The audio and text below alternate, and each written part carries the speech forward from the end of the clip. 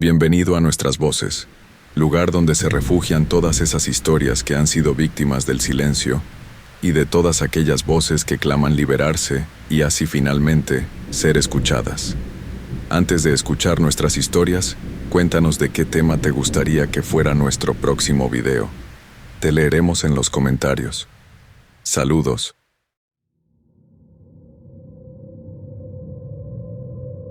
El celular del octavo piso. Todo comenzó con una caminata que no debía hacer. Ese día, el metro estaba lleno y decidí bajarme 3 estaciones antes para caminar y despejarme. Pasé por calles que no suelo recorrer.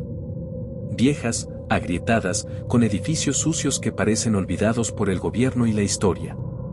Uno en especial me llamó la atención, el número 486, una mole gris en ruinas con lonas amarillas colgando, como piel muerta. Frente a ese edificio, en plena banqueta, vi un celular. Dañado, viejo. No sé por qué lo recogí. Supongo que por inercia, como cuando uno pisa una hoja seca solo por el sonido. Era un modelo antiguo, sin funda, con la pantalla rota y llena de tierra. Pero tibio. Como si alguien lo hubiera dejado ahí segundos antes. Me lo guardé. Maldita la hora. Ya en casa, no pensé mucho en él. Pero al anochecer, mientras cenaba solo, decidí cargarlo. Encendió sin pedirme contraseña. Solo 3 apps. Cámara. Galería. Grabadora. El fondo era negro. Sin nombres. Sin contactos. Sin señal. Abrí la galería. 8 fotos. Todas tomadas en interiores. Las primeras 3 mostraban un pasillo largo, sucio, con pintura desconchada. En la cuarta, una figura. Difusa, al fondo. En la quinta, la figura estaba más cerca. Alta, delgada, con los brazos colgando como si no supiera usarlos. En la sexta, más cerca. La séptima era diferente. Oscura, tomada desde el suelo. Como si el dueño del celular hubiera caído. La octava, era una selfie. Pero la cara en primer plano no era humana.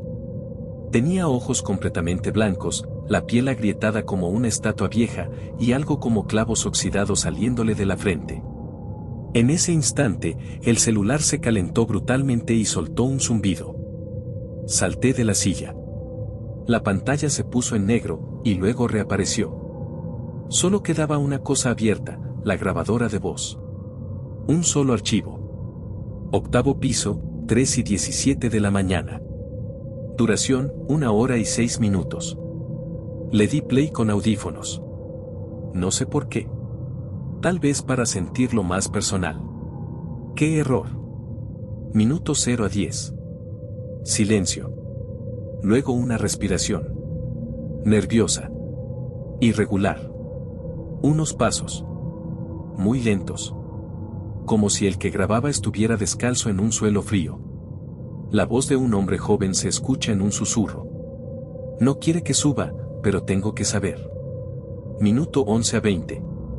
Un sonido metálico. Como una puerta de ascensor vieja. Luego algo más. Un murmullo. Una mujer repitiendo algo, pero al revés. Repetía no está solo, pero invertido. Como una cinta al revés. Minuto 21 a 30. Una carcajada. Seca. No humana. Como si algo intentara imitar una risa. Después, el sonido de uñas, arrastrándose por la pared. Y un nombre. Rodrigo. Yo me llamo Rodrigo. Me quité los audífonos. El corazón me golpeaba el pecho. La habitación estaba fría. Revisé las ventanas. Cerradas. Todo igual. Volví a ponerme los audífonos. Minuto 31 a 50. Se escuchan muchos sonidos superpuestos. Llantos de niños. Puertas cerrándose. El que graba empieza a llorar. Dice. No es un edificio. Es una jaula vertical, lo que vive aquí no sube, baja contigo. Luego, una voz muy clara. Si escuchas esto, ya estás en el juego. Minuto 51 a 66.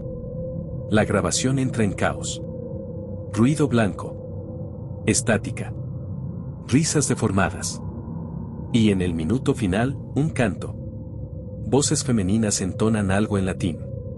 La última frase fue dicha por una voz profunda, que no parecía humana. 3:17, te esperamos. Fin de la grabación. Y el celular murió. Esa noche no dormí. Obvio. Me quedé viendo la puerta. El reloj.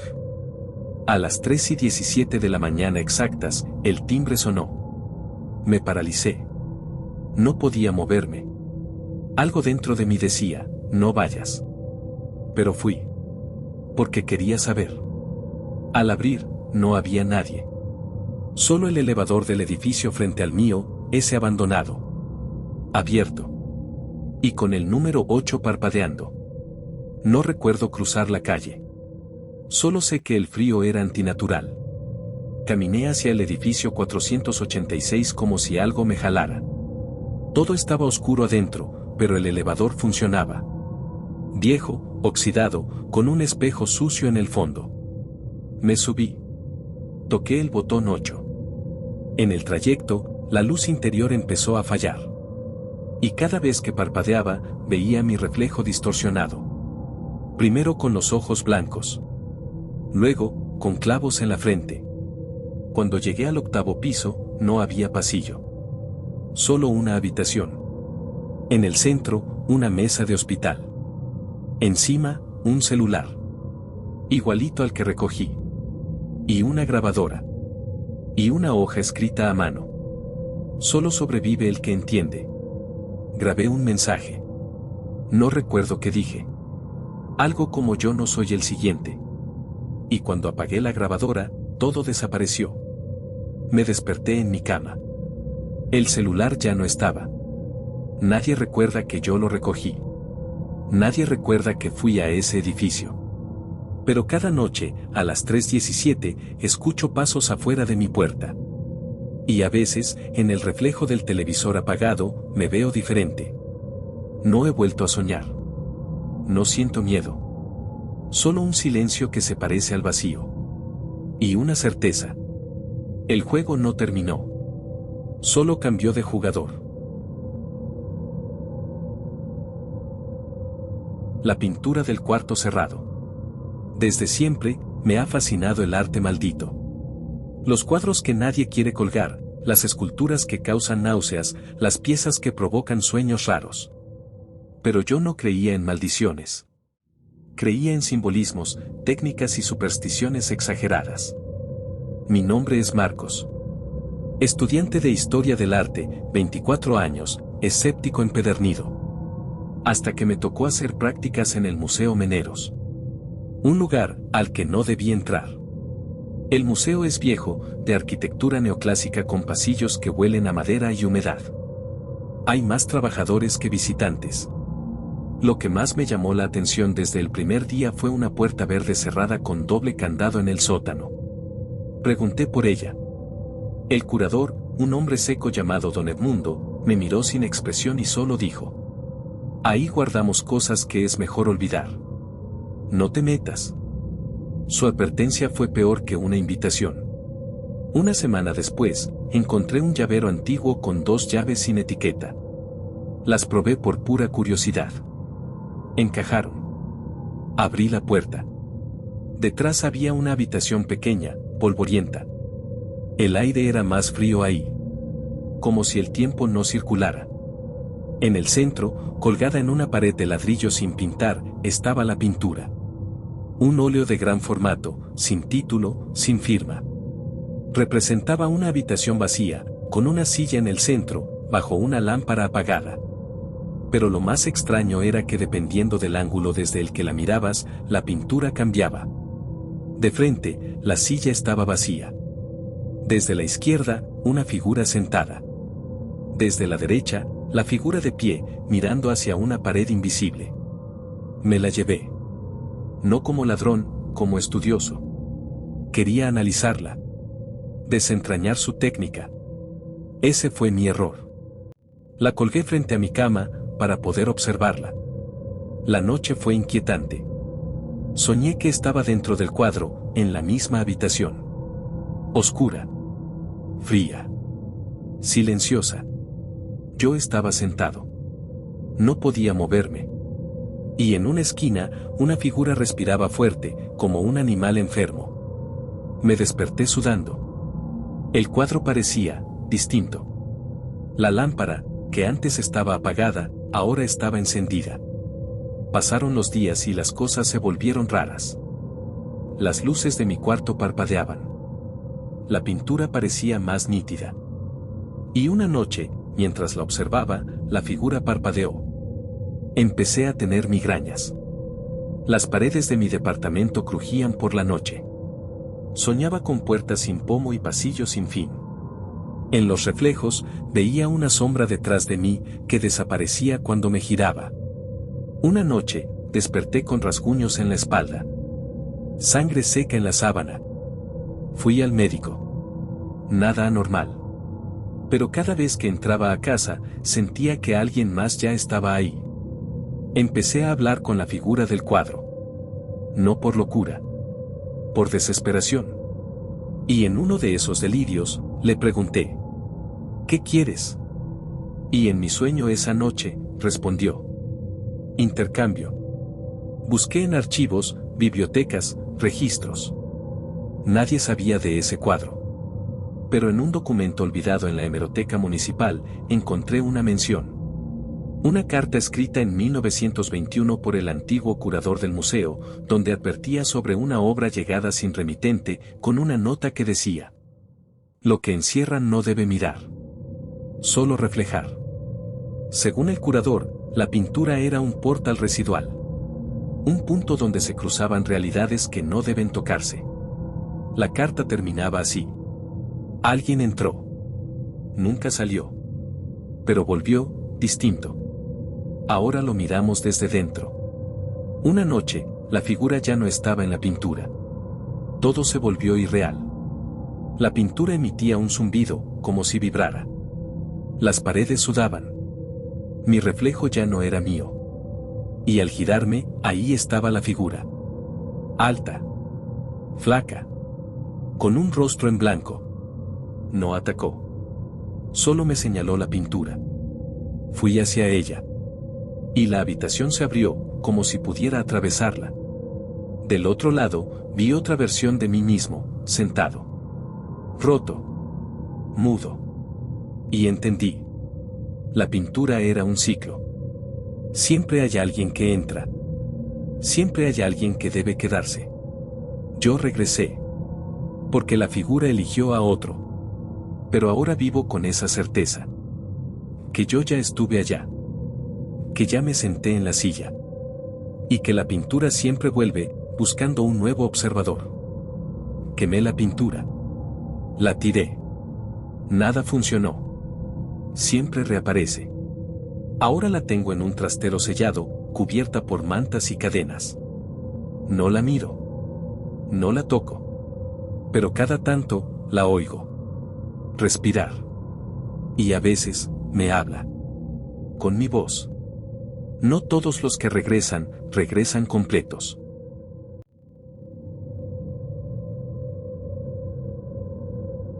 El relicario de la bruja. Nadie va a los montes del norte en temporada seca. Excepto exploradores, locos o estúpidos. Tomás y Diego no eran exactamente ninguno de los tres. Eran estudiantes de antropología, curiosos, entusiasmados por investigar las leyendas olvidadas de las regiones altas de Oaxaca. Caminaban desde hacía horas entre senderos desdibujados, siguiendo un mapa viejo obtenido en una biblioteca de convento. Un mapa que marcaba un punto con solo 2 palabras escritas a mano. Cabaña muerta. Cuando por fin la encontraron, la vegetación parecía alejarse del lugar. La cabaña, ennegrecida por el tiempo y la intemperie, se inclinaba como si quisiera caer, pero no podía. Entraron. Adentro, el aire pesaba. Como si no hubiera sido respirado en décadas. Entre símbolos tallados, figuras hechas de ramas secas y muñecos colgando del techo, encontraron un relicario en el centro de una mesa. Era oscuro, con forma de calavera, tallado en hueso o algo parecido. No tenía polvo. No tenía telarañas. Estaba limpio. Como si los años no pudieran tocarlo. Tomás lo tomó, sin pensarlo mucho. Y cuando lo guardó en su mochila, la puerta de la cabaña se cerró sola detrás de ellos. Esa noche acamparon cerca del arroyo. A medianoche, un anciano apareció caminando desde la espesura. Vestía ropa vieja, andaba descalzo, y no proyectaba sombra bajo la luz de la fogata. No los miró. Solo habló. Ella murió 2 veces. Pero su cuerpo sigue buscando la tercera. Ninguno de los dos entendió. Lo que estaba en esa cabaña no está hecho para tocarse. Menos aún, para robarse. Antes de que pudieran decir nada, el anciano se internó en el bosque y se desvaneció entre los árboles, como si la niebla se lo tragara. De vuelta en casa, Tomás colocó el relicario en su escritorio. Esa noche soñó con una mujer sentada sobre una piedra. Estaba desnuda, cubierta de ceniza, con la boca cosida con hilos rojos. A su alrededor, decenas de ojos flotaban en la oscuridad. En el sueño, uno de los ojos se abrió y lo miró directamente. Al despertar, el relicario estaba sobre su pecho. 2 días después, Diego fue hallado muerto en su departamento. No había signos de violencia. Solo ceniza en la cama, y sus ojos estaban completamente blancos. Tomás buscó ayuda desesperado. Una curandera le explicó que lo que había tomado no era un relicario. Era un receptáculo. Un nido de alma, usado por ciertas brujas antiguas para dividir su esencia en partes y anclarlas al mundo físico. Le habló de Damaris, una mujer quemada viva por otros brujos hace casi un siglo. Una de las más temidas de su tiempo. Antes de morir, maldijo el mundo entero, y dividió su alma en 3 objetos malditos. Uno de ellos, el relicario. Al tomarlo, la liberaste de su encierro. Ahora, poco a poco, serás ella. Tomás empezó a cambiar. Su reflejo no se movía igual. Las fotos lo mostraban desenfocado. Y su sombra, a veces no lo seguía. Le aparecieron símbolos en la piel, como quemaduras. Hablaba dormido. Y una noche, mientras grababa sus sueños con el celular, captó una voz que no era suya, susurrando. Mi cuerpo muere. El tuyo me sirve. Empezó a ver cosas que no estaban ahí. Mujeres flotando sobre el piso. Sombras agazapadas en las esquinas. Y el relicario comenzó a abrirse solo. Tomás volvió a la montaña. Buscaba la cabaña, pero en su lugar solo encontró un claro con piedras negras formando un círculo. En el centro, el relicario temblaba en sus manos. Se abrió. Dentro, un ojo vivo parpadeaba. Entonces ella apareció. Damaris. Hecha de ramas, huesos, cabello largo y piel desgarrada. Habló dentro de su mente. Gracias por tu cuerpo. Ahora tengo uno nuevo. Tomás gritó. Y luego, todo se apagó. Tomás despertó en su cama, sin el relicario. Su casa estaba limpia. Su cuerpo, normal. Ninguna marca. Pero algo había cambiado. Ya no sentía miedo. Ni hambre. Ni tristeza. Solo, presencia. En el espejo, a veces parpadea, aunque él no lo hace. Y en su voz, se escuchan 2 tonos al hablar. Damaris no lo destruyó. Lo habitó. Ahora él camina por la ciudad. Mira a la gente. Observa, como esperando. Y en las noches, a veces se ríe solo. Una risa áspera, antigua. Que no es suya.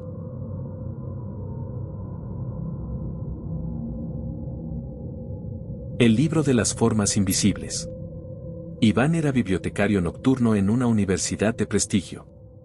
Un tipo reservado, curioso, amante de los textos antiguos.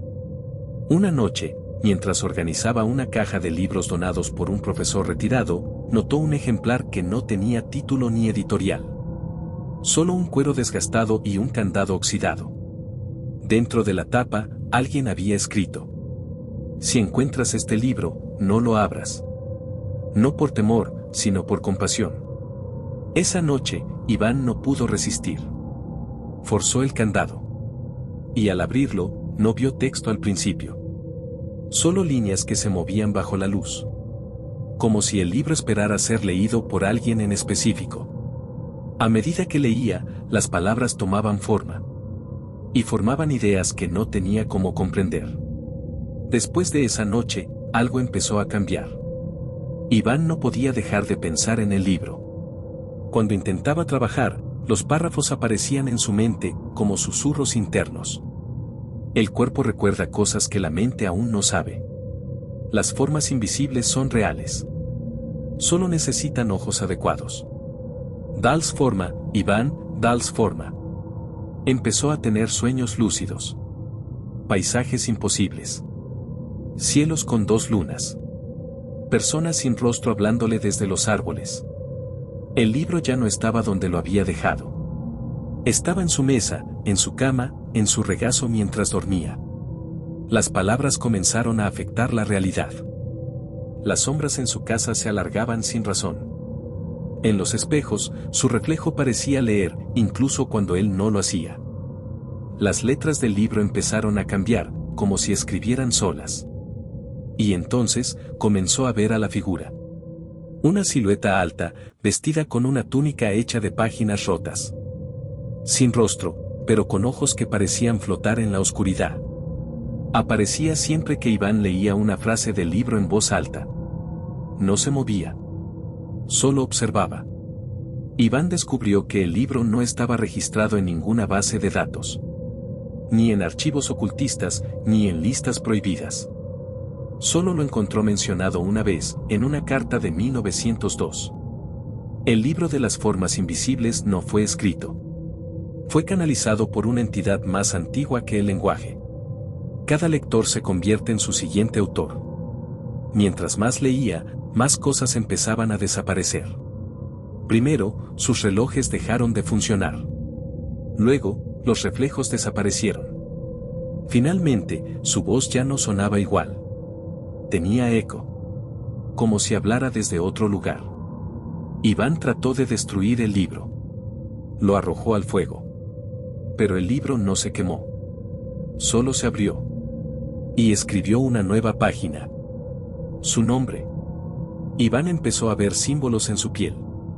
Círculos, ojos, formas geométricas que no recordaba tatuarse. Perdía la noción del tiempo. Despertaba en lugares donde no sabía cómo había llegado, estaciones del metro, edificios abandonados, techos de iglesias. Siempre con el libro bajo el brazo. Y cada vez que lo abría, una página nueva aparecía. Con su propia letra. Con cosas que no recordaba escribir. Los sueños se volvieron más intensos. Ya no soñaba, viajaba. A otros lugares. A planos donde el lenguaje sangraba y las ideas eran cosas vivas. Una noche, Iván desapareció de la biblioteca. Solo dejaron su chaqueta y el libro, cerrado otra vez con el candado. En la primera página, una nueva advertencia estaba escrita. Si encuentras este libro, no lo abras. No por temor. Sino porque ahora alguien está adentro. Alguien que todavía puede ver. En una toma final, un nuevo bibliotecario, joven, curioso, abre una caja de libros olvidados. Y al fondo, envuelto en una manta, encuentra el libro. Lo mira. Frunce el ceño. Lo saca. Y lo sostiene en las manos por un segundo demasiado largo. El ciclo ha empezado otra vez. Lo que tomó del fuego. Carmen tenía 24 años. Había tocado fondo. Después de una ruptura devastadora, ataques de ansiedad y una serie de accidentes inexplicables, su amiga Paola la convenció de asistir a una limpia en un pueblo a las afueras de Veracruz, con un chamán reconocido por su poder con el fuego. La ceremonia se realizó de noche, al aire libre, entre velas, copal, ramas secas y un círculo de sal. El chamán, un hombre viejo con ojos que parecían no parpadear jamás, habló poco. Solo dijo una advertencia. No tomen lo que no se les ha dado. Lo que pertenece al fuego, vuelve al fuego. Durante la ceremonia, el chamán colocó varios objetos en el centro del círculo: collares, huesos tallados, piedras envueltas en hilo rojo. Carmen no entendía su propósito, pero algo la atrajo poderosamente hacia uno de ellos, un pequeño amuleto negro, redondo, con una espiral tallada en su centro. Durante la purificación, cuando todos cerraron los ojos, Carmen lo tomó a escondidas y lo metió en su bolso. En cuanto lo hizo, sintió un escalofrío subirle por la columna. Pero no dijo nada. Ni cuando el chamán abrió los ojos abruptamente y miró alrededor como si hubiera sentido un cambio en el aire. Carmen regresó a la ciudad esa misma noche. Al principio, se sintió extrañamente bien. Ligera. Sin pensamientos oscuros. Pero en la madrugada, empezaron las visiones. Sombras en las paredes que se movían sin luz. Llamas pequeñas encendiéndose solas en los rincones. Y voces. Voces en náhuatl, roncas y lejanas, que sonaban dentro de su cabeza aunque tapara sus oídos. Las cosas se pusieron peores. Empezó a despertar con quemaduras leves en el cuerpo, como si algo la tocara en sueños. Sus ojos lloraban sangre al amanecer. Su reflejo se movía más lento que ella.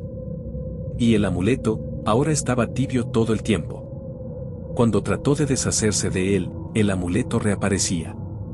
En sus cajones, su cama, su ropa. Pegado a su piel. Una noche, soñó con el chamán.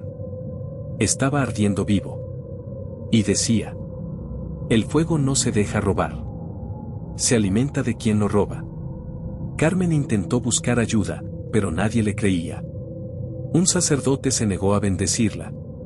Un brujo urbano vomitó al tocar el amuleto. Empezó a quedarse sola. Amigos la evitaban. Las luces explotaban cuando ella entraba a una habitación. Su cuerpo comenzó a agrietarse como barro seco. Tenía sueños donde ella misma era quemada en una hoguera, mientras un círculo de rostros sin ojos la señalaban. Cada vez que lloraba, el amuleto brillaba. Desesperada, Carmen regresó al pueblo. Pero la casa del chamán estaba quemada y abandonada. Los vecinos solo decían: ella fue la última. Él se ofreció al fuego para detener lo que venía. Pero ya era tarde. Carmen gritó. Lloró. Suplicó. Finalmente, esa noche, caminó hasta el bosque donde fue la limpia.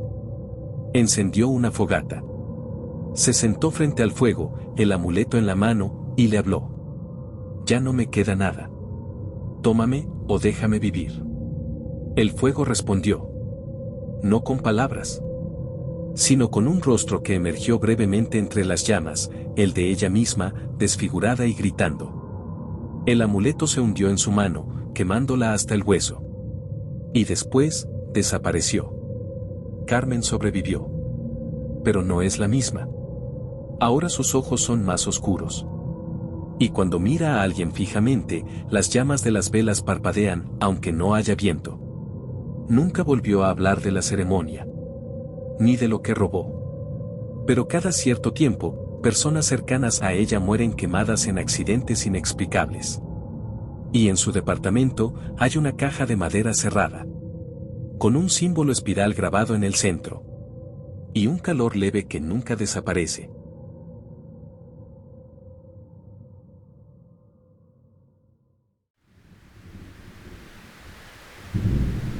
Si te gustó el video, no olvides darle like, suscribirte para más videos así.